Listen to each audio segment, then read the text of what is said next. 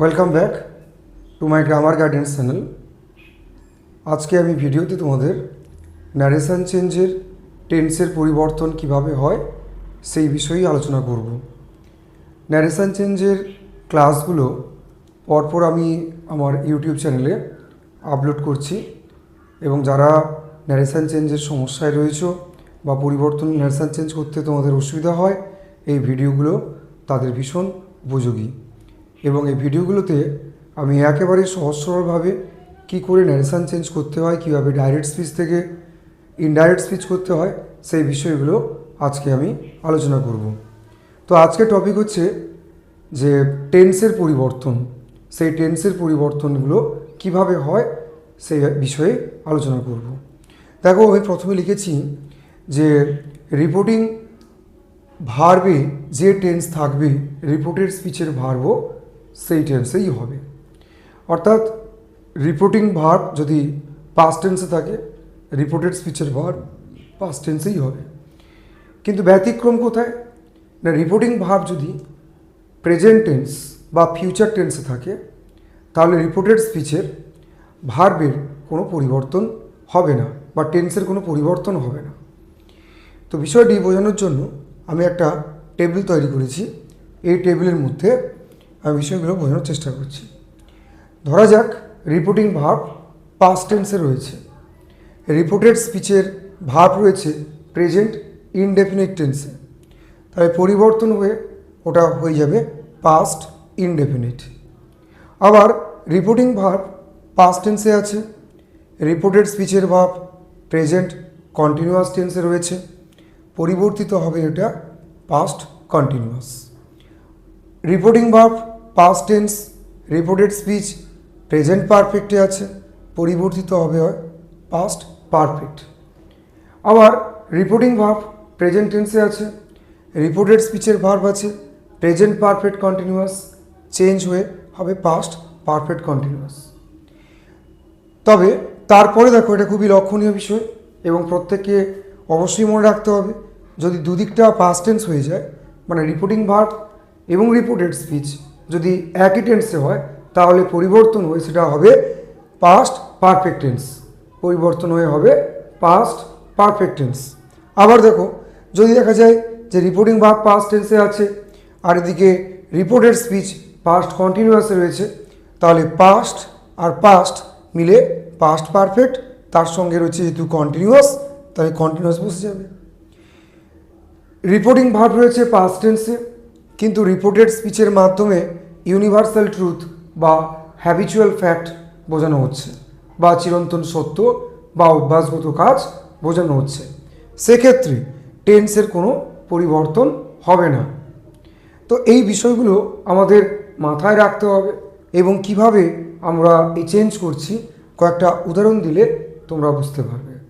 তো দেখা যাক উদাহরণগুলোর মাধ্যমে আমরা এই বিষয়টা বোঝানোর চেষ্টা করছি। তো একটা উদাহরণ আমি লিখেছি, he said to me I know you well. এবার এটা ডাইরেক্ট স্পিচে রয়েছে। ইনডাইরেক্ট স্পিচ কীভাবে করছি দেখো, হি সেড টু মি, তাহলে এটা সেড টু থাকলে অ্যাসার্টিভ সেন্টেন্সের যখন আমরা ন্যারেশন চেঞ্জ করব, অর্থাৎ রিপোর্টেড স্পিচে যদি অ্যাসার্টিভ সেন্টেন্স থাকে তার যখন ন্যারেশন চেঞ্জ করব তাহলে তখন দেখব আমরা সেড থাকলে সেড হবে, সেড টু থাকলে টোল্ড হবে। তাহলে কি হলো, হি টোল্ড মি। এবারে রিপোর্টিং ভার্ব আর রিপোর্টেড স্পিচকে যোগ করছে দ্যাট, শুধুমাত্র এটা অ্যাসার্টিভ সেন্টেন্সের জন্য দ্যাট। তারপরে দেখো আইটা হচ্ছে ফার্স্ট পারসন, তাহলে আই যেহেতু ফার্স্ট পারসন তাহলে চেঞ্জ করতে গেলে রিপোর্টিং ভার্বের সাবজেক্টকে লক্ষ্য করে পরিবর্তনটা করতে হবে, অর্থাৎ আই চেঞ্জ হবে হিকে লক্ষ্য করে। যেহেতু হিটা থার্ড পারসন তাহলে আই এর পরিবর্তে যে আসবে তাকেও সাবজেক্ট হতে হবে, তাই আইয়ের পরিবর্তে হি এলো। যেহেতু এটা রিপোর্টিং ভার্বটা পাস্ট টেন্সে আছে তাহলে রিপোর্টেড স্পিচের ভার্বকেও পাস্ট টেন্স হতেই হবে। রিপোর্টেড স্পিচের ভার্বটা প্রেজেন্ট ইনডেফিনিটে ছিল, তাহলে আমরা নিয়মে দেখেছি রিপোর্টিং ভার্ব যদি পাস্ট টেন্সে থাকে, রিপোর্টেড স্পিচ যদি প্রেজেন্ট ইনডেফিনিট হয় তাহলে পরিবর্তন হয়ে কী হচ্ছে, পাস্ট ইনডেফিনিট হচ্ছে। তাহলে দেখো এখানে পাস্ট ইনডেফিনিট করলাম, নো থেকে নিউ, তাহলে হি নিউ। এবারে ইউ, এটা second person refer to object. তাহলে সেকেন্ড পার্সন এখানে ইউটা হচ্ছে অবজেক্টের মতো কাজ করছে, আর যাকে দেখে পরিবর্তন হচ্ছে সেও কিন্তু অবজেক্টের মতো কাজ করছে, তাই ইউর জায়গায় মি বসে গেল।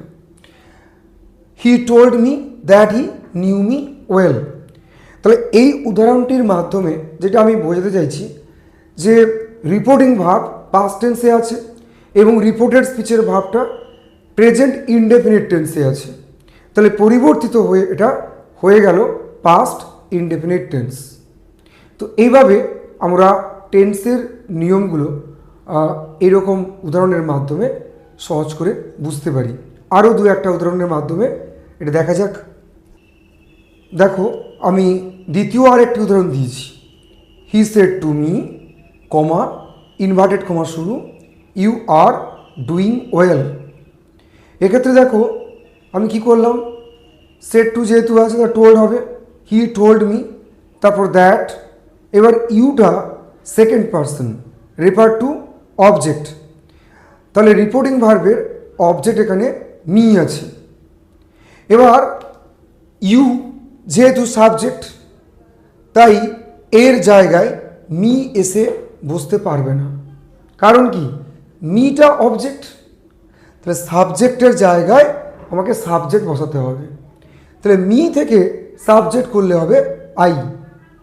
এরপরে দেখো এটা রয়েছে প্রেজেন্ট কন্টিনিউয়াস টেন্সে, তাহলে চেঞ্জ হয়ে কী হবে, পাস্ট কন্টিনিউয়াস টেন্স।